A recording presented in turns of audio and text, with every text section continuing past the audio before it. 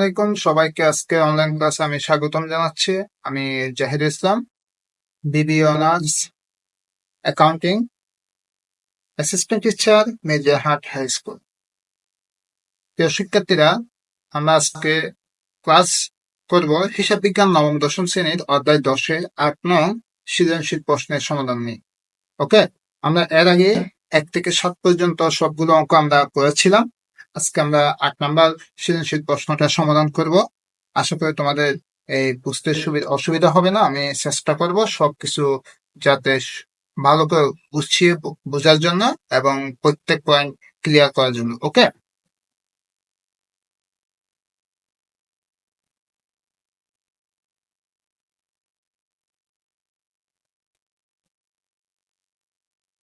প্রিয় শিক্ষার্থীরা, 8 নাম্বার প্রশ্নের মধ্যে দেওয়া আছে, দেখো, শতাব্দী ব্রাদার্সের 2017 সালের 30 জুন তারিখে রামিল ও অন্যান্য তথ্য নিম্নরূপ। রামিল 2017 সালের 30 জুন তারিখে হিসাবের নাম প্রতিদিন পৃষ্ঠা ডেবিট টাকা ক্রেডিট টাকা। উত্তোলন ডেবিট হয় 2,000 টাকা, মূলধন 2,20,000 টাকা ক্রেডিট হয়। নগদ তহবিল সম্পদ 13,000 টাকা, আসবাবপত্র সম্পদ 18,000 টাকা, প্রাপ্য হিসাব সম্পদ 10,000 টাকা, অগ্রিম বীমা ইসলামে সম্পদ। এটা এমনি তো ব্যয়, সাধারণত বলতে গেলে আগে ভাগে দেওয়া হয়েছে বিদায় এটা সম্পদ কত 500। তারপর 12% বন্ডে বিনিয়োগ 1/1/2017, এটাও দীর্ঘমেয়াদী বিনিয়োগে লিখতে হবে। তারপর ব্যাংক জমা অতিরিক্ত উত্তোলন, এটা দায়। অতিরিক্ত মূলধন, এটা তো মূলধনে যাবে। বিলম্বিত বিজ্ঞাপন, এটা বিলম্বিত বিজ্ঞাপনটা হচ্ছে সম্পদ, অধিক সম্পদ। এবং আয়কর, এটা মালিকানা সত্ত্বেও যাবে, ব্যয়। তারপর বকেয়া বেতন, এটা দায়, তার কারণে ক্রেডিট হয়েছে 7,800। সাধারণ সঞ্চিতি, এটা মালিকানা সত্ত্বের সাথে যোগ হবে 23,200। আর যন্ত্রপাতি ও স্থায়ী সম্পদ, এটা ডেবিট 30,000 টাকা। তাহলে আমরা যোগফল দেখতে পাচ্ছি 2,79,000 টাকা, দুই দিকেই 2,79,000 টাকা। আমাদের সমন্বয়গুলোতে বলা হয়েছে 1 নাম্বার সমাপনী মজুত পণ্যের মূল্য 30,500 টাকা। তাহলে এটাই হচ্ছে সমাপনী মজুত পণ্যের মূল্য, এটা আমরা চলতি সম্পদের সাথে যোগ করব এবং বিক্রিত পণ্যের ব্যয় থেকে মাইনাস করব।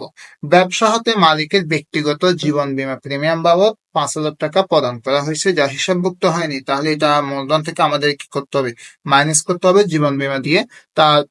এরপর 2টি 1,000 টাকার নোট সম্পূর্ণ নষ্ট হয়ে গেছে, যা হিসাবভুক্ত করা প্রয়োজন। অর্থাৎ 2টি 1,000 টাকার নোট মানে হচ্ছে 1,000 টাকার নোট, দুইটা মানে হচ্ছে 2,000 টাকা। অর্থাৎ এটা বিবিধ কোটি দিয়ে আমাদেরকে লিখতে হবে এবং আমাদের নগদ যে টাকাটা থাকবে ওখান থেকে 2,000 টাকা মাইনাস করে দিতে হবে।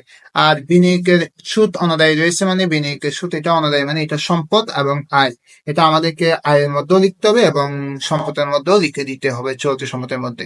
প্রিয় শিক্ষার্থীরা, এরপর প্রশ্নের মধ্যে বলা হচ্ছে যে উপযুক্ত তথ্য হতে মোট চলতি দায়ের পরিমাণ নির্ণয় করো। মোট চলতি দায়ের পরিমাণ বের করতে বলছে। দায়গুলো আমরা ক্রেডিট পাশ থেকে নেব, আর যে কিছু কিছু সমন্বয়ের মধ্যে আছে এখান থেকে নিয়ে আমরা চলতি দায়ের অঙ্কটা করব। এরপর বলছে নেট মুনাফা 40,500 টাকা ধরে মালিকানা সত্ত্বের পরিবর্তন বিবরণী প্রস্তুত করতে বলছে।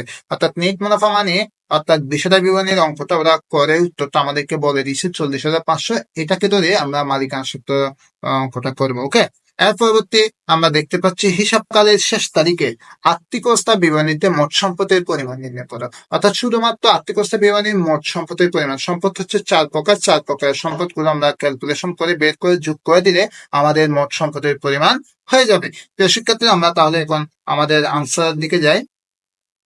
মোট চলতি সম্পদের পরিমাণ যদি আমাদের বের করতে হয়, তাহলে তোমরা দেখতে পাচ্ছ এখানে আমরা একটা বক্স রেডি করতে হবে আমাদেরকে। প্রথমে বক্সটা হচ্ছে বিবরণ বিস্তারিত টাকা পরিমাণ টাকা। ওকে, তো এখানে তো দায় বলছে, দায় সবসময় ক্রেডিট থাকবে। ক্রেডিটে আমরা দেখি এখানে 2,20,000, এটা হবে না। 8,000 টাকাটা কিন্তু দেখো ব্যাংক জমা অতিরিক্ত উত্তোলন কত বলছে, 8,000 টাকা। তাহলে ব্যাংক জমা অতিরিক্ত উত্তোলন, এটা দায় 8,000 টাকা। এরপর আমাদেরকে এখানে আরেকটা বিষয় দেখো, বকেয়া বেতন। বকেয়া বেতন মানে বেতনটা দেওয়া হয় নাই, তাহলে এটা দিতে হবে 8,700। এখানে তোমরা দেখতে পাচ্ছ বকেয়া বেতন 7,800।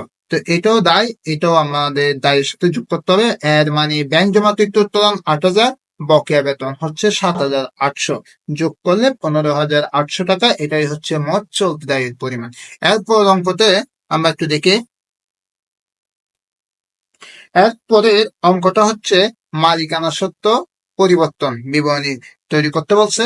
আমরা এটার জন্য বক্স বানিয়ে নিচ্ছি, বিবরণ টাকা টাকা। ওকে, এই তোমাদের তো বই সামনে আছে সম্ভবত, তাহলে তোমাদের বুঝতে সুবিধা হবে। আর এখানে প্রশ্ন পাশাপাশি দেওয়া আছে, উত্তর এক পাশে প্রশ্ন আরেক পাশে দেওয়া আছে, তাহলে কোনো অসুবিধা নেই আশা করি। ওকে, মালিকানা সত্ত্ব অঙ্ক করতে গেলে প্রথমে আমাদেরকে মূলধন লিখতে হবে। মূলধন কোথায় আছে দেখো, এরা আমাদের প্রথমে একেবারে শুরুতে মূলধন ক্রেডিট পাশে 2,20,000 টাকা আছে। এই 2,20,000 টাকাটা আমরা দেখে দেখে লিখবো। ওকে, মূলধনের সাথে অতিরিক্ত মূলধন অবশ্যই যোগ করতে হয়। দেখো অতিরিক্ত মূলধন 1/1/2017 20,000 টাকা। ওকে, এই 20,000 টাকাটা আমরা এখানে অ্যাড করে দেবো অতিরিক্ত মূলধন। তাহলে 2,20,000 সাথে যদি 20,000 টাকা যোগ করি 2,40,000 টাকা। ওকে, এবার আমাদেরকে প্রশ্নের মধ্যে যেতে হবে। প্রশ্নের মধ্যে বলছে নেট মুনাফা 40,500, তাহলে নেট মুনাফা 40,500 টাকা যোগ করব। আর যদি এখানে নিট প্রতি বলতো 40,500 টাকাটা আমরা বিয়োগ করে দিতাম। এখন আমাদেরকে এখানে বলছে নেট মুনাফা 40,500, 40,500 টাকা যোগ করলে 2,80,500। এবার আমাদের এখান থেকে উত্তোলন বিয়োগ করতে হয়। উত্তোলন কি কি আছে আমরা একটু দেখি। উত্তোলন আছে এখানে 2,000 টাকা। উত্তোলন তো শুরুতেই দেওয়া আছে একেবারে রাউন্ডে প্রথমে 2,000 টাকা, এটা আমরা বিয়োগ করবো। উত্তোলন বিয়োগ করলে আপনাকে 2,78,500। এরপর আয়কর, এটা উত্তোলন 1,500 উত্তোলন, তাহলে মাইনাস করতে হবে। আয়করটাও 1,500 টাকা মাইনাস করলে 2,77,000 টাকা থাকে। এরপর প্রিয় শিক্ষার্থীরা, এখানে যে বলছে ব্যবসা হতে যে মালিকের ব্যক্তিগত জীবন বীমা, জীবন বীমা এটা উত্তোলন। অর্থাৎ উত্তোলন আমরা তিনটাকে বুঝি, উত্তোলনকে উত্তোলন বুঝে, আয়করকে উত্তোলন বুঝে, মাল এবং জীবন বীমা প্রিমিয়ামকেও কি বুঝি, উত্তোলন বুঝি। উত্তোলন আমাদের আবার নগদ উত্তোলনকে বুঝাতে হবে, আর পণ্য উত্তোলন করলে এটাও কি উত্তোলন হবে। ঠিক আছে, তো সেই জন্য সবগুলো মাইনাস হচ্ছে। জীবন বীমা প্রিমিয়ামও মাইনাস 5,000 টাকা। ওকে, তাহলে 5,000 টাকা মাইনাস করলে আর আমাদের থাকবে সর্বশেষ এখানে শেষের বক্সে 2,72,000 টাকা। এরপর সবার শেষে আমাদেরকে সাধারণ সঞ্চিতি যোগ করে দিতে হয়। সাধারণ সঞ্চিতি কত, 23,200। এই 23,200 টাকা আমরা এই 2,72,000 টাকার সাথে আমরা যদি যোগ করি, আমাদের সর্বশেষ ফাইনাল আনসার হচ্ছে 2,95,200। এটাই হচ্ছে মোট মালিকানা সত্ত্বর পরিমাণ। প্রিয় শিক্ষার্থীরা, আমরা এর পরবর্তী অঙ্কের মধ্যে যাচ্ছি। হিসাবকালের শেষে তারিখে আর্থিক অবস্থার বিবরণীতে মোট সম্পদের পরিমাণ নির্ণয় করতে বলছে। মানে আমরা এখানে সম্পদের কাজটা করব, দেখতেছি। আমরা দেখি এখন।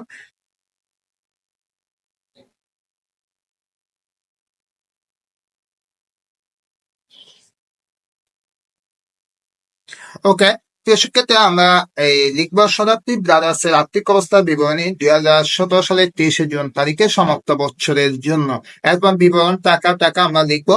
এরপর আমাদের সম্পদের পরিমাণ বের করতে বলছে। সম্পদের পরিমাণ বের করতে হলে প্রথমে স্থায়ী সম্পদ আসবে। স্থায়ী সম্পদ কি কি আছে আমরা একটু দেখি। স্থায়ী সম্পদ, আর এখানে প্রিয় শিক্ষার্থী তোমরা একটা বিষয় খেয়াল করো, এখানে বলছে মোট সম্পদ। সম্পদের কথা যখন বলছে সবগুলো সম্পদ আমাদের ডেবিটে থাকবে, আমাদের ডেবিট থেকে নিতে হবে। ওকে, তো আমরা ডেবিটে যাব।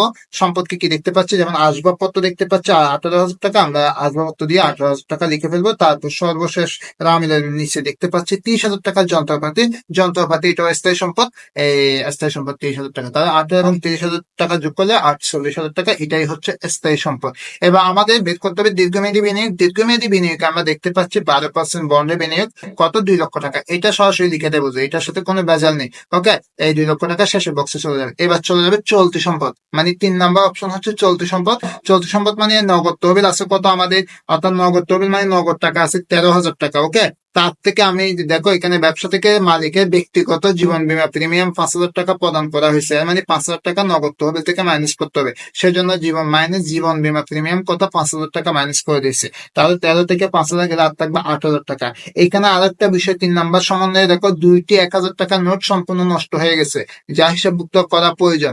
মানে দুইটা 1,000 টাকার নোট, মানে 1,000 টাকার নোট দুইটা মানে 2,000 টাকা, তাহলে এটাও নগদ টাকা থেকে লস। ওকে, তো সেই জন্য বিবিধ ক্ষতি নাম দিয়ে 2,000 টাকা মাইনাস করতে হবে। তাহলে 8,000 থেকে 2,000 টাকা চলে গেলে আর থাকবে 6,000 টাকা। ওকে, তার মানে ফাইনাল নগদ তহবিল হচ্ছে 6,000 টাকা। এরপর প্রাপ্য হিসাব তো দেনাদার চলতি সম্পদ 10,000 টাকা, তাহলে প্রাপ্য হিসাব 10,000 টাকা লিখতে হবে। এরপর এখানে বলছে অগ্রিম বীমা সালামি। অগ্রিম বীমা সালামি এটাও সম্পদ, চলতি সম্পদ 500, এটাও আমরা দেখে দেখে লিখে ফেলবো। এখানে বলছে 12% বিনিয়োগের সুদ বের করতে হবে, কার থেকে, 2 লক্ষ টাকার উপর। অর্থাৎ 2 লক্ষ টাকার উপর 12% বিনিয়োগের সুদ আসবে 12,000 টাকা। তো আমরা অর্থাৎ 2 লক্ষকে 12 দিয়ে গুণ করে 100 দিয়ে ভাগ করলে 12,000 টাকা পেয়ে যাবো। এটাও অনাদায়ী। অনাদায়ী মানে এখনো আমি পাই নাই, আমরা সামনে সামনে পাবো, এরকম এরকম হলে সম্পদ হবে, তখন বিনিয়োগের অনুদায়ী সুদ লিখতে হবে কত, 12,000 টাকা।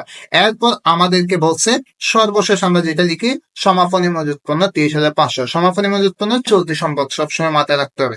ওকে, সমাপনী মজুত পণ্য 30,500 টাকাটা আমরা যোগ করলে 6,000, 10,500, 12,000 এবং 30,500 টাকা যোগ করলে 59,000। তাহলে এই 59,000টা হচ্ছে চলতি সম্পদ, 2 লক্ষ টাকাটা হচ্ছে দীর্ঘমেয়াদী বিনিয়োগ, 48,000 টাকাটাই হচ্ছে স্থায়ী সম্পদ। এই তিনটা সম্পদ আমাদের থাকুক। এরপর আমাদের 4 নাম্বার সম্পদ হচ্ছে অধিক সম্পদ। অধিক সম্পদের মধ্যে সাধারণত দুইটাই শব্দ আসে, একটা হচ্ছে বিলম্বিত বিজ্ঞাপন আর একটা হচ্ছে প্রাথমিক খরচ। তো আমাদের এখানে প্রাথমিক খরচ নেই অঙ্কের মধ্যে, কিন্তু বিলম্বিত বিজ্ঞাপন ওরা আমিলের মধ্যে বলে দিছে 4,000 টাকা। দেখো বিলম্বিত বিজ্ঞাপন 4,000 টাকা, তাহলে আমরা বিলম্বিত বিজ্ঞাপন দিয়ে 4,000 টাকা লিখবো। লিখার পর তাহলে আমাদের টোটাল 4টা সম্পদ, 48,000 টাকা স্থায়ী সম্পদ, 2 লক্ষ দীর্ঘমেয়াদী বিনিয়োগ, 59,000 চলতি সম্পদ, আর 4,000 অধিক সম্পদ। 4টা সম্পদ যোগ করলে 3,11,000 টাকা আসবে মোট সম্পদ। প্রিয় শিক্ষার্থীরা, আশা করি তোমরা বুঝতে পেরেছো এই আজকে 8 নাম্বার অঙ্কটি। ওকে, সবাইকে অঙ্কটি দেখার জন্য ধন্যবাদ। এই তাহলে সাথে থাকার জন্য ধন্যবাদ। ওকে, থ্যাংকস ফর ওয়াচিং।